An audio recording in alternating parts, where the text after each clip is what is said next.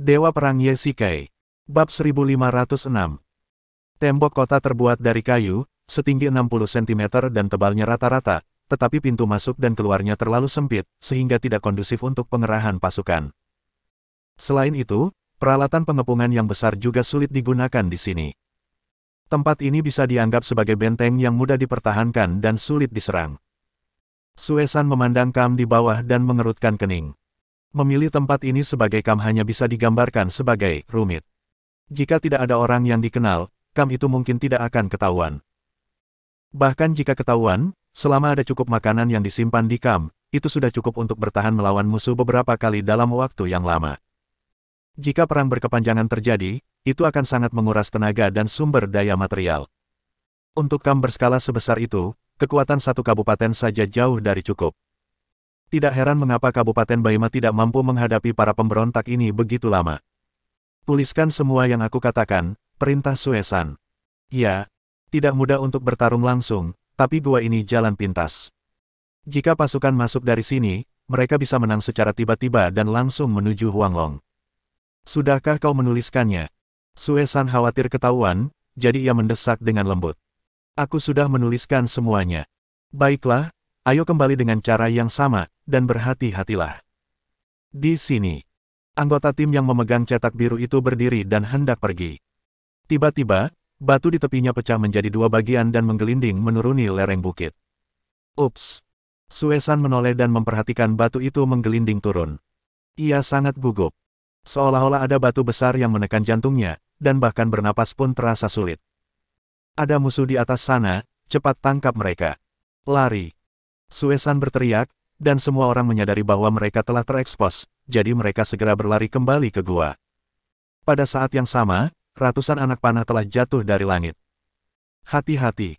Dengan tergesa-gesa, Sue San mendorong anggota tim yang memegang cetak biru itu ke dalam gua, tetapi ia melewatkan waktu terbaik untuk memasuki gua.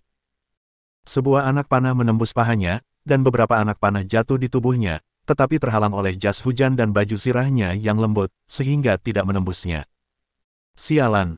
Sue San menahan rasa sakit dan mengumpat dalam hati. Komandan, kau baik-baik saja. Melihat Sue San tertembak, beberapa anggota tim segera maju untuk membantunya berdiri, sementara anggota tim lainnya memegang busur silang untuk melindungi bagian belakang. Ini hanya luka ringan, tidak apa-apa. Sue San melambaikan tangannya. Meskipun anak panah itu tidak melukai tulang, anak panah itu menembus pahanya, dan lukanya membuatnya tidak bisa bergerak untuk sementara waktu. Ayo pergi. Ya. 2 atau 3 anggota mengangkat Sue San dan melarikan diri dengan cepat ke dalam gua. Pada saat yang sama, para pengejar pemberontak mengikuti dari belakang. Berhenti, jangan lari. Tangkap mereka. Sue San samar-samar mendengar teriakan para pemberontak di belakangnya. Anggota tim juga sangat gugup. Kaki mereka seperti mesin. Semua orang tahu bahwa jika mereka tertangkap, mereka akan mati. Berlindung.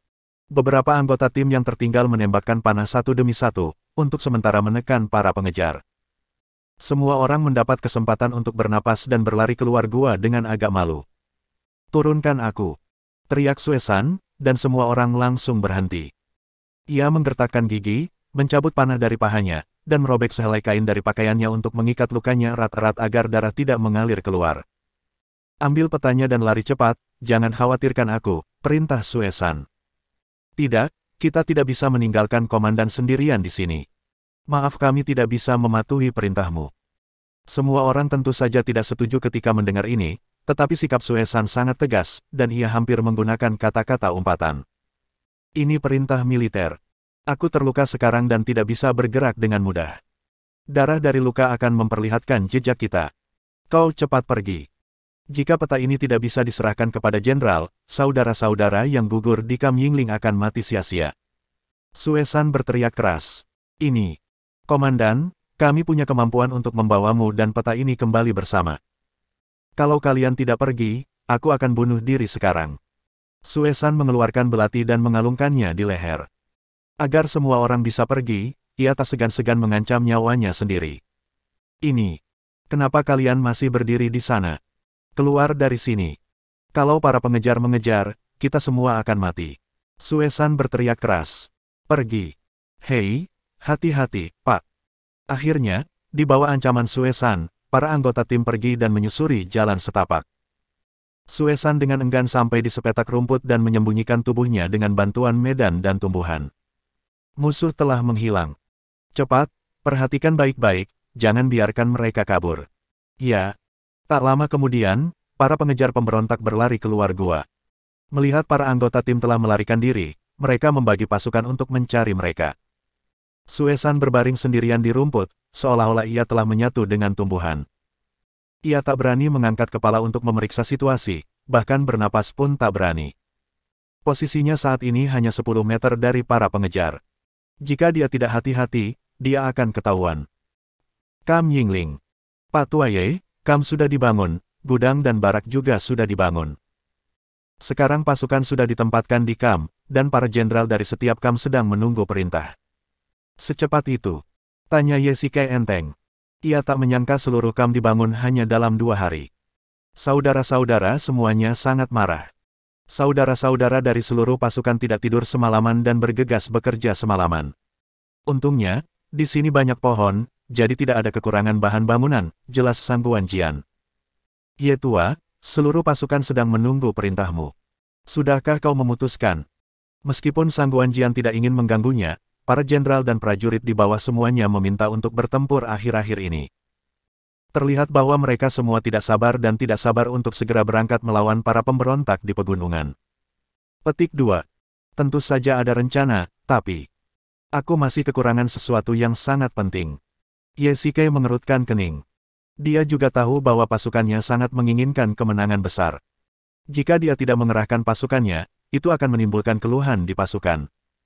Tapi sekarang, dia tidak bisa mengambil tindakan apapun, karena dia harus menunggu sampai Suesan menyerahkan peta gunung binatang buas kepadanya. Kalau tidak, dengan informasi saat ini, tidak ada gunanya mengirim pasukan dengan gegabah, kecuali mengorbankan nyawa lebih banyak saudara. 5 hari telah berlalu sejak perebutan Kam Eagle Ridge, tetapi Suesan dan yang lainnya belum kembali untuk mengirimkan peta. Tentu saja, ada kemungkinan lain, yaitu mereka secara tidak sengaja ditemukan oleh para pemberontak, dan kemudian seluruh pasukan dimusnahkan.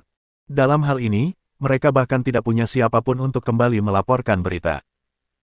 Pak Tuaye, tentu saja aku percaya pada kemampuan ketiga Sue bersaudara, tetapi sekarang mereka berada jauh di belakang garis musuh, semuanya tidak diketahui, kita tidak bisa menunda pertempuran dengan menunggu mereka, saran Sang Guanjian. Tunggu sebentar, aku yakin dia tidak akan mengecewakanku, gumam Ye Shikai. Bab 1507. Baiklah, karena kau sudah bilang begitu, aku akan pergi dan menghibur saudara-saudara, tapi Pak Tuaye, jika kau tidak bisa meratakan gunung binatang buas dalam waktu sebulan, kau akan menjadi bahan tertawaan rakyat. Sang Guanjian sedang membicarakan sumpah yang diucapkan Ye Shikai sebelum ekspedisi. Lagi pula, ia sekarang adalah seorang tokoh publik. Karena ia telah membuat pernyataan yang berani, jika ia tidak bisa mencapainya, reputasinya pasti akan rusak. Sekarang Ye Shikai telah meraih banyak prestasi militer dan naik daun dengan pesat. Jika reputasinya hancur karena hal ini, reputasinya akan menjadi sangat tidak berharga. Haha, jadi kau mengkhawatirkan ini. Itu hanya hal-hal yang berlalu. Tidak ada gunanya berlama-lama. Lagi pula, baru seminggu berlalu, dan waktu yang tersisa sudah cukup. Namun, yang terpenting saat ini adalah apakah Suesan bisa mengirimkan petanya. Sambil berbicara, mereka berjalan keluar dari barak, tetapi tercengang oleh pemandangan di depan mereka. 9.000 kapten dan puluhan 500 komandan, atau ribuan prajurit, berlutut secara berurutan. Siapapun yang menyaksikan pemandangan ini pasti akan takjub dengan kemegahannya. Apa yang kalian lakukan di sini? Sang Guanjian tidak menyangka mereka akan melakukan ini, jadi dia memarahi dan bertanya. Hari ini, aku memimpin para prajurit di kam dan aku di sini untuk meminta bantuan jenderal. Tolong beri aku 2.000 prajurit. Aku berjanji akan meratakan gunung binatang buas. Perwira terkemuka itu berkata dengan tegas. Ye Shikai mengenalnya. Pria ini juga berasal dari desa Sangsui.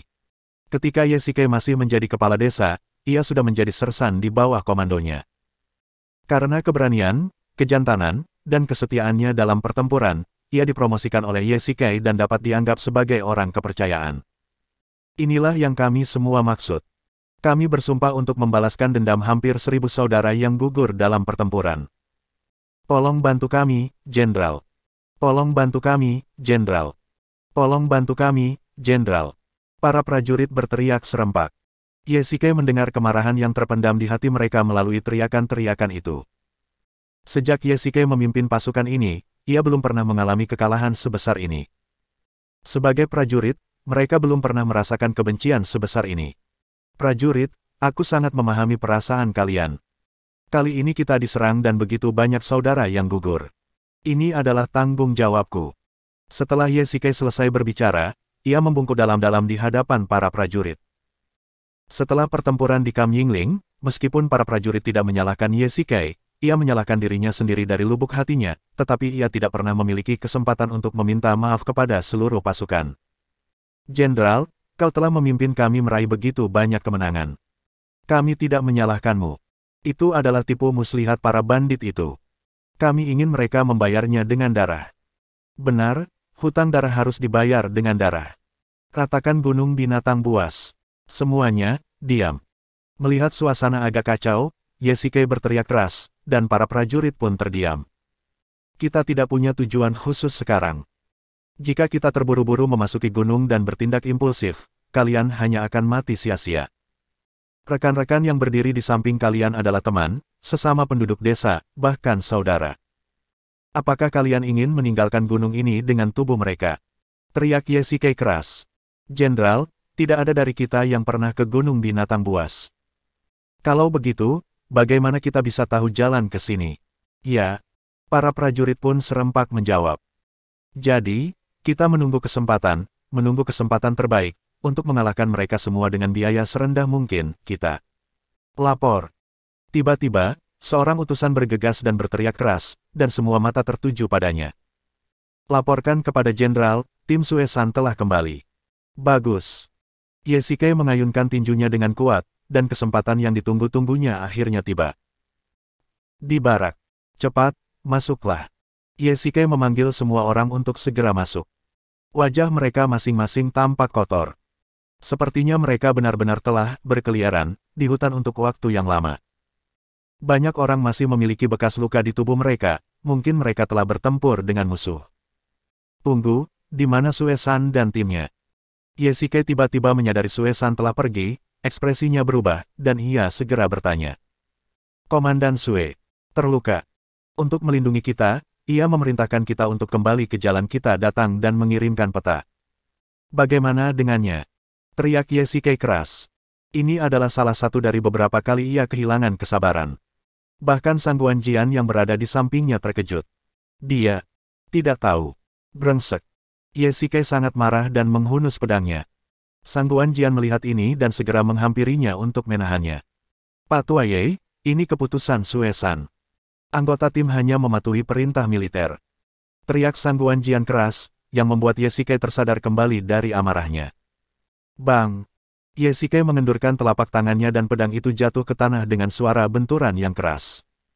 Ia perlahan duduk kembali di kursinya, seluruh tubuhnya lemas. Suesan sekarang dalam bahaya. Jika ia benar-benar mati, Yesike tidak dapat membayangkan adegan itu. Jenderal, ini peta yang diminta Komandan Sue untuk kami kirimkan kembali. Kami menghadapi serangan musuh di jalan. Setelah pertempuran, kami berhasil menyingkirkan mereka dan kembali. Seorang anggota tim menyerahkan peta di tangannya. Lokasi kamp pemberontak tercetak jelas di peta, begitu pula berbagai jalan, termasuk gua. Kami menemukan sebuah gua secara tidak sengaja, yang mengarah langsung ke kamp musuh, tetapi kemudian kami ketahuan dan dikejar oleh musuh. Maksudmu, ada sebuah gua yang mengarah langsung ke belakang sarang musuh. Sang Guanjian tiba-tiba waspada ketika mendengar ini. Ya, omong kosong, apa gunanya sekarang? Mereka menemukan gua ini ketika mereka mengejarmu. Apakah Yan Yu bodoh? Bukankah dia akan menyegel gua ini? Yesike masih marah dan mengumpat anggota tim. Itu benar. Sang Guanjian mendesah. Sekarang para pemberontak tahu bahwa ada lorong di belakang sarang mereka yang bisa langsung menembus jantung mereka, jadi bagaimana mungkin mereka menyerahkannya kepada pasukan Qin. Tapi dengan peta ini, kita tahu lokasi musuh yang tepat, dan juga menandai persebaran kamp militer. Pak Tuaye, dengan peta ini, kita pasti akan menang.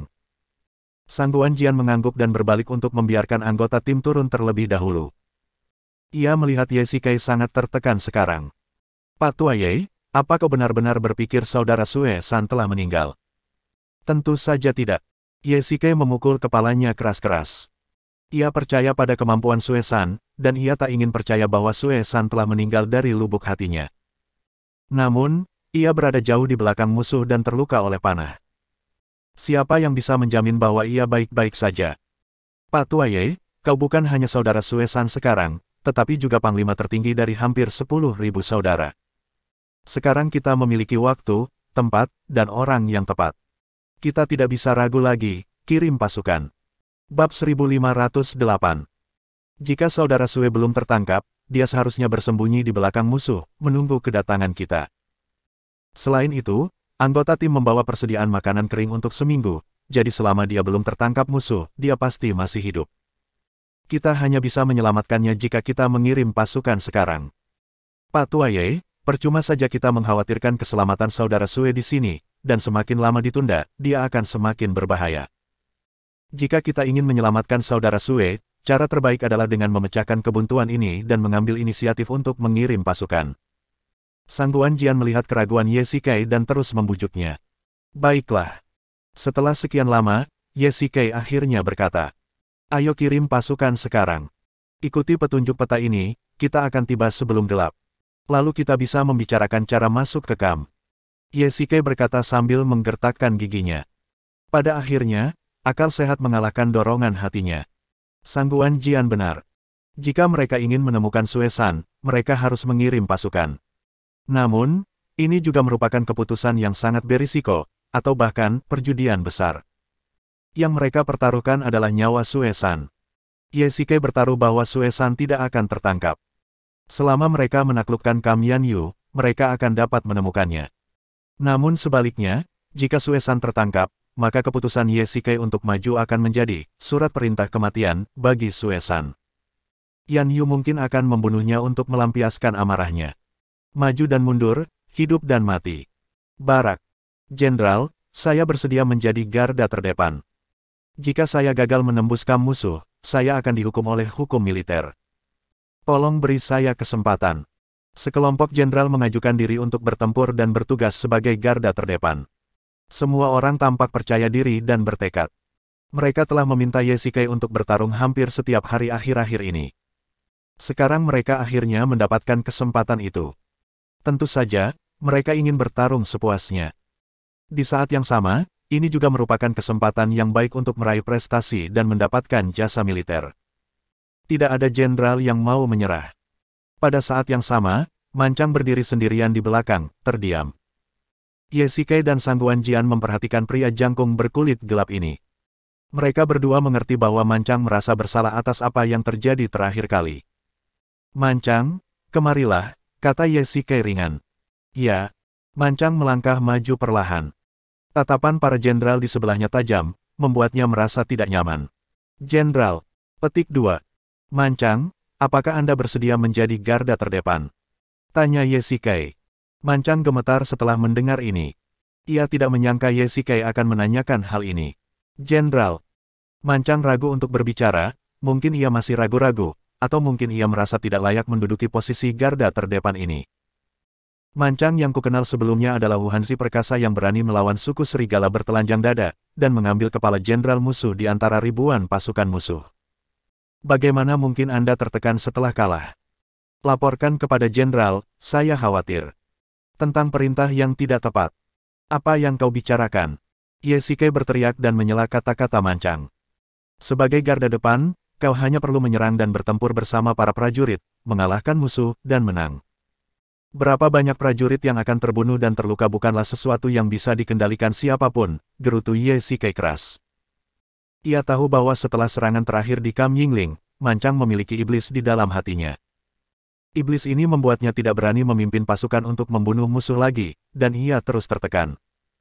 Jika ia ingin kembali bersemangat, ia harus menyingkirkan iblis di dalam hatinya, ini terlebih dahulu. Sekarang aku akan memberimu kesempatan untuk membalaskan dendam saudara-saudara yang gugur, dan juga kesempatan untuk menghapus rasa malu masa lalu. Kau akan menjadi garda depan.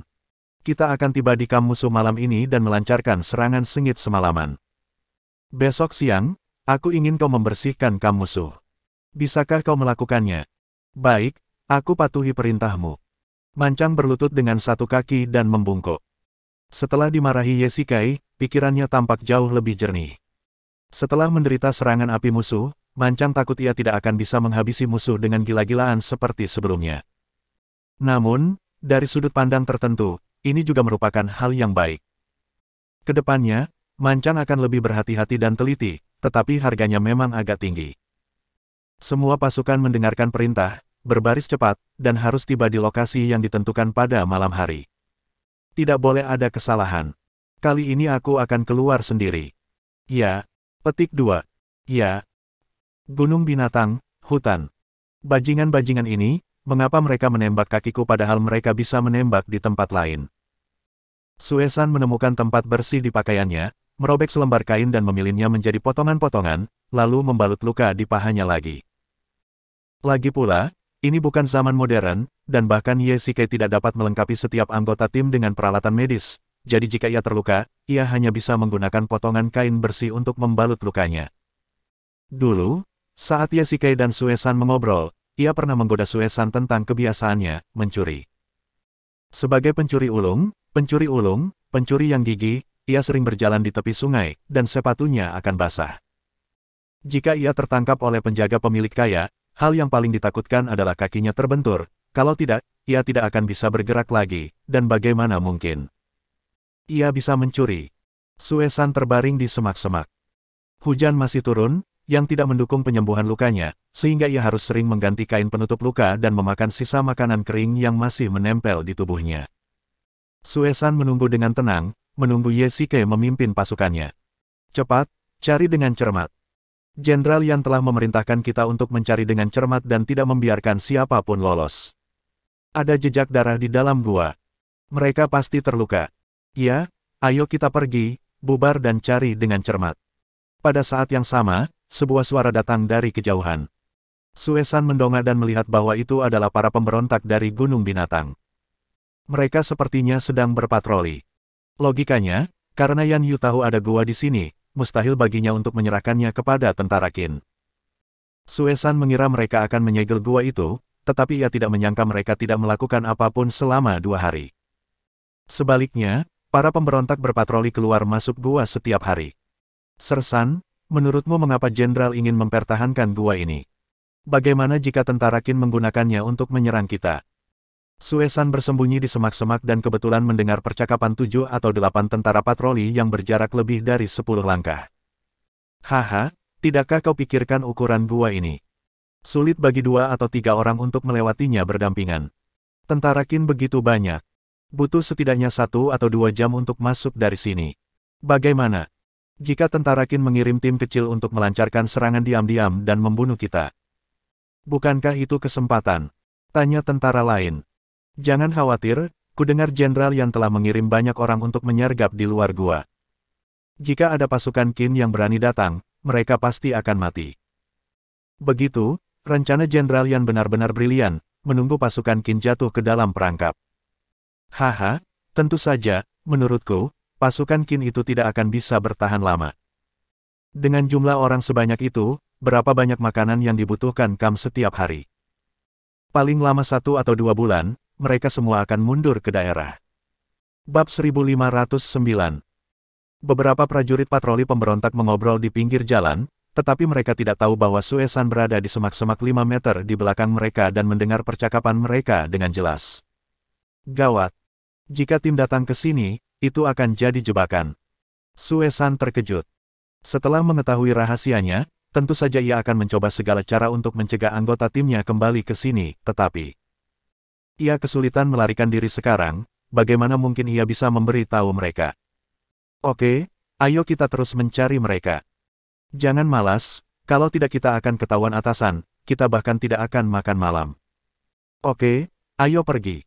Melihat sekelompok orang perlahan pergi, Suesan pun menghela napas lega.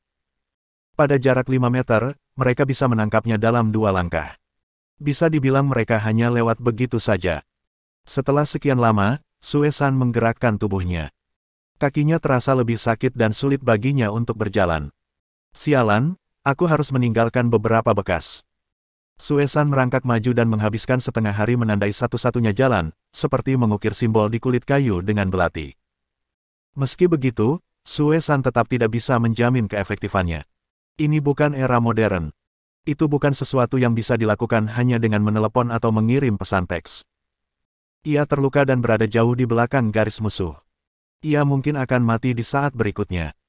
Ketika Suesan memutuskan untuk membiarkan tim kembali ke barak, ia siap mati. Saat itu, ia hanya bisa berdoa dalam hati agar tidak ada saudara-saudaranya yang datang. Suesan berusaha sekuat tenaga memanjat pohon besar, terengah-engah. Saudara Ye, aku telah melakukan langkah ini, dan aku layak untukmu. Yan Yu adalah veteran negara Wei, dan dia berpengalaman. Ada semak-semak di mana-mana di sini. Meskipun kita bergerak cepat, kita harus siap untuk pengintaian. Aku khawatir mereka akan menyergap kita di tengah jalan. Ye Shike menginstruksikan kam garda depan. Mereka adalah mata seluruh pasukan. Awalnya, Suesan selalu mengurus masalah ini, tetapi sekarang dia tidak ada di sini, jadi dia hanya bisa membiarkan orang lain menggantikannya.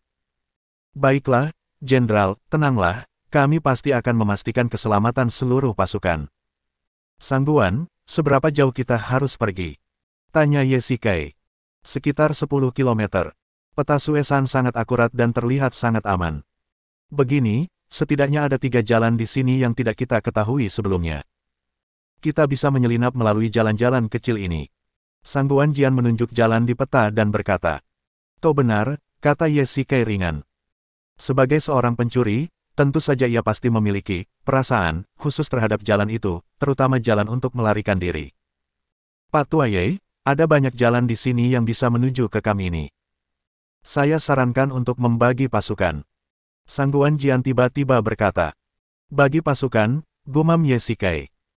Ia tidak khawatir dengan kurangnya kemampuan anak buahnya, tetapi semakin kompleks lingkungan, semakin sering pembagian pasukan, semakin mudah bagi musuh untuk melancarkan serangan diam-diam. Ya, lihat peta. Ada hutan yang panjang dan sempit di depan kam musuh. Sulit bagi kita untuk mengerahkan pasukan. Lebih baik menyusup kemana-mana terlebih dahulu dan membentuk jaringan untuk mengepung seluruh kam. Seluruh pasukan berhenti. Ye Shike menatap peta dengan serius. Pak Tua Ye, ada apa? Petik 2. Sudah larut. Ayo berkemah di sini dan istirahat. Ayo berangkat lagi saat fajar. Kau pergi dan beritahu Mancang. Ketika kita tiba, aku akan memberinya waktu 1 hari untuk merebut kam. Jika dia gagal, dia akan dihukum oleh hukum militer. Ye Shike berkata dengan ringan, tetapi Sangguan Jian dapat melihat bahwa ia serius. Namun, bagi Mancang, ini bahkan lebih merupakan insentif. Ia adalah jenderal pemberani pertama di pasukan. Jika Mancang berjuang keras, ia akan mampu menghancurkan kam dalam waktu setengah hari. Larut malam, Ye Shike menyalakan lampu minyak dan dengan saksama mengamati peta di depannya. Mungkin sekarang setiap gerakan mereka berada di bawah kendali Yan Yu. Jika ia ingin memegang kendali perang di tangannya, ia harus menyembunyikan pasukan terlebih dahulu. Anda bilang gua itu bisa langsung menuju ke belakang kam, kan? Ye Shike menatap anggota tim di depannya dan bertanya dengan ringan. Ya, Jenderal, itu benar. Kita bisa melihatnya dengan jelas. Yan Yu bukan orang bodoh. Jika dia tahu tentang gua ini, dia tidak akan mengabaikannya. Ye Shike bergumam pada dirinya sendiri dan menatap anggota tim. Tapi, apa yang bisa kita pikirkan, dia juga bisa memikirkannya. Mungkin, kita harus melakukan yang sebaliknya dan menggunakan trik kita sendiri untuk melawannya.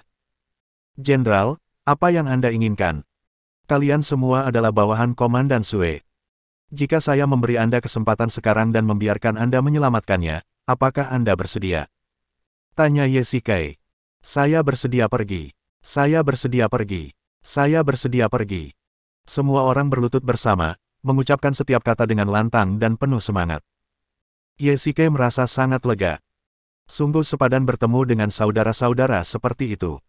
Jenderal, kami harus pergi karena Komandan Sue mengancam akan bunuh diri. Kalau dipikir-pikir, kami sangat gelisah setelah kembali ke barak. Kami semua ingin segera kembali dan menyelamatkan Komandan. Tolong beri kami kesempatan. Kata anggota yang memimpin.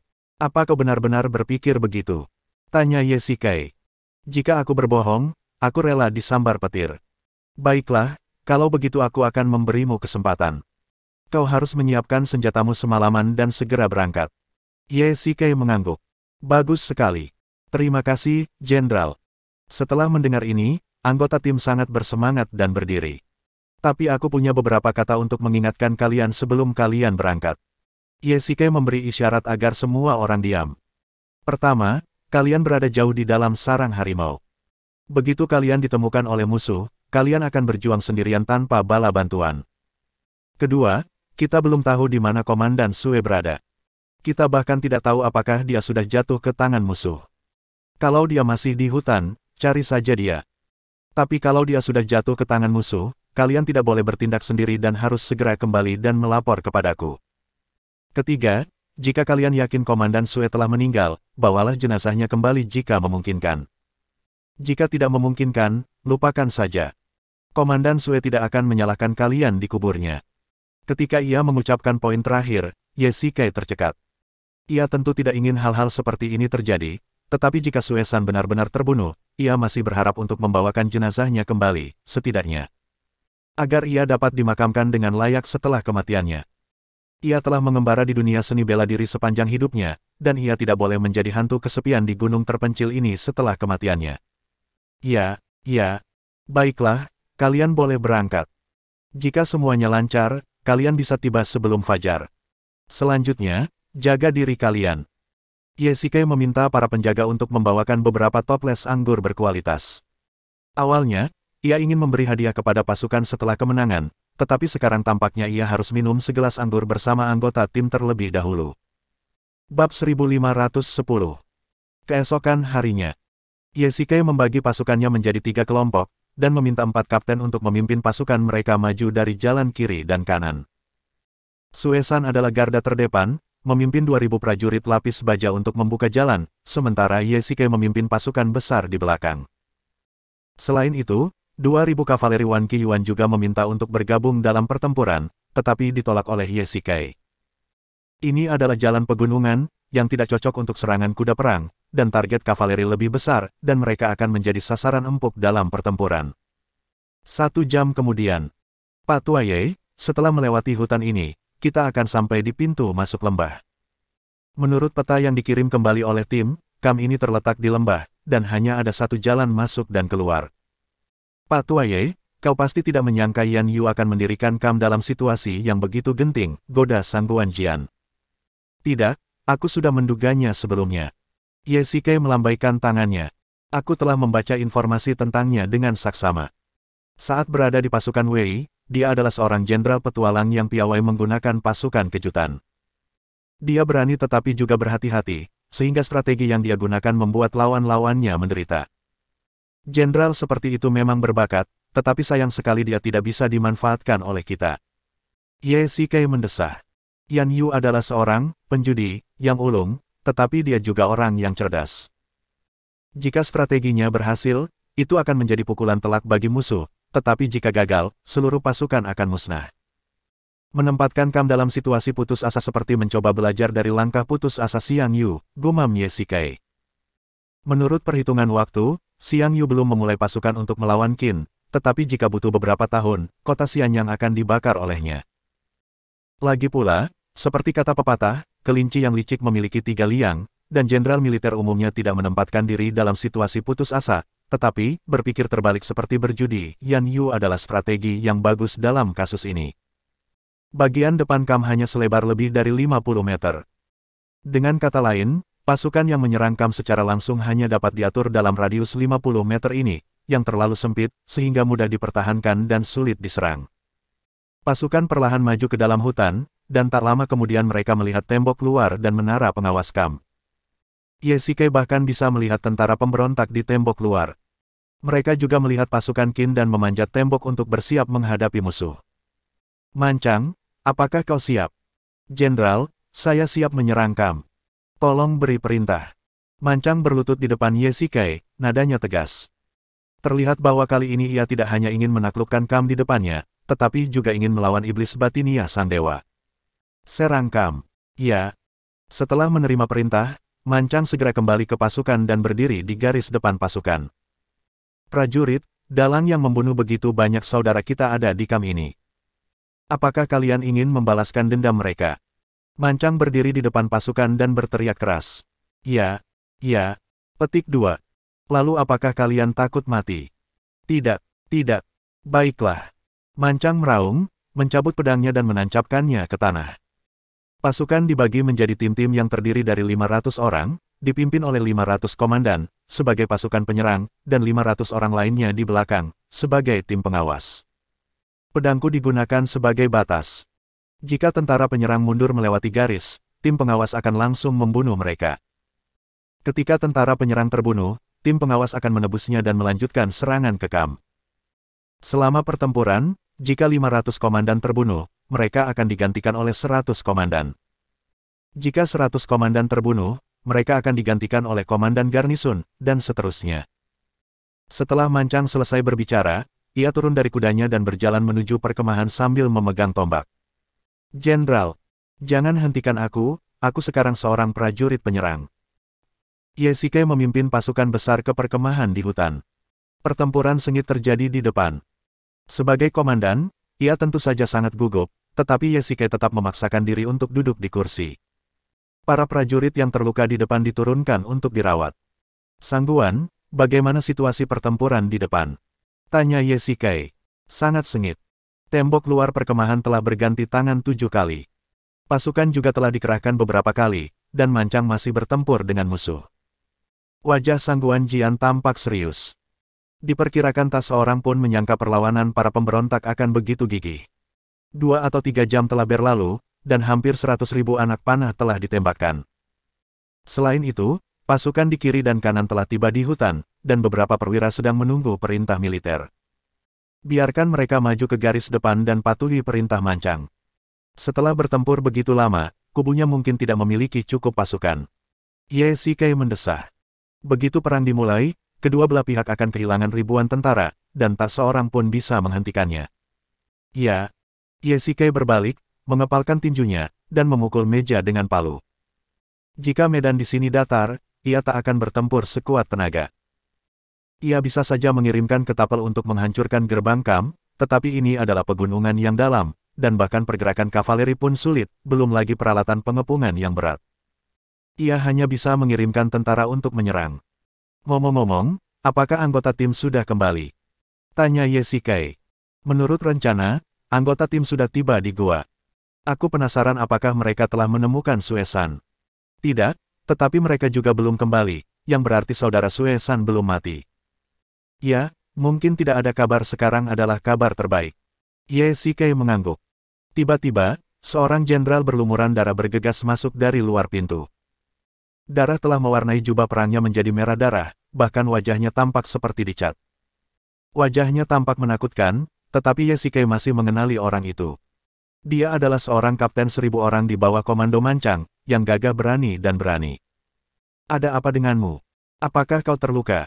Tanya Ye cepat. Jenderal, aku baik-baik saja. Aku di sini untuk menyampaikan pesan. Komandan Men sedang bertempur melawan musuh di tembok luar. Saudara-saudara telah menderita banyak korban. Semua pengawal pribadi komandan telah gugur. Bala bantuan sangat dibutuhkan. Apa? Bagaimana ini bisa terjadi? Ye tiba-tiba berdiri dari kursinya dan berteriak. Jumlah musuh melebihi perkiraan kami. Komandan memimpin kami untuk melawan satu kelompok, tetapi kelompok lain datang, satu demi satu. Sialan, cepatlah, semuanya ikuti aku, biarkan pengawalku berkumpul. Ye segera berkata, ia tidak boleh membiarkan apapun terjadi pada Mancang lagi. Mancang adalah monster di medan perang. Tidak ada perintah untuk mundur. Bahkan jika ia meneteskan darah terakhirnya, ia akan berjuang sampai akhir, belum lagi ia telah mengeluarkan perintah militer kali ini. Dengan kepribadiannya, ia tidak akan mundur apapun situasinya. Ye tua, tunggu sebentar. Sangguan Jian tiba-tiba meraih tangannya, kau sekarang panglima tertinggi. Kau harus tetap di sini dan memimpin situasi secara keseluruhan. Serahkan garis depan padaku, jangan khawatir. Baiklah, Sangguan, di depan sangat berbahaya, kau harus lebih berhati-hati. Baiklah, tidak masalah. Sangguan Jian berkata, lalu memimpin perwira keluar dari barak, mengumpulkan para pengawal, dan pergi ke garis depan untuk mendukung Mancang. Bersambung.